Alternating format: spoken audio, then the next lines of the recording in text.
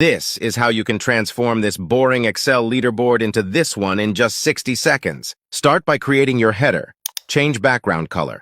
Go to Insert, select Icons, choose whatever icon you want, select it, click on Insert, place it right here on the top, and change its color. Next, click on your heading, select it, change its font to Jumble. Adjust the font size and then give it some fresh color, something like that.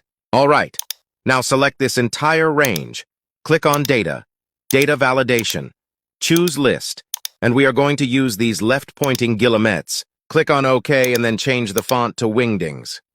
Now you will have a drop-down list that gives you back these wonderful little stars. Now click on the total cell and insert this formula, exactly like that.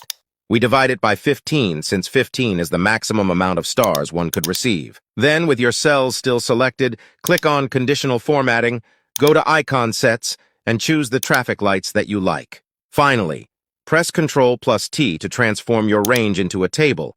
Then inside the Table Design tab, go to the Table Design section and choose whatever format you like.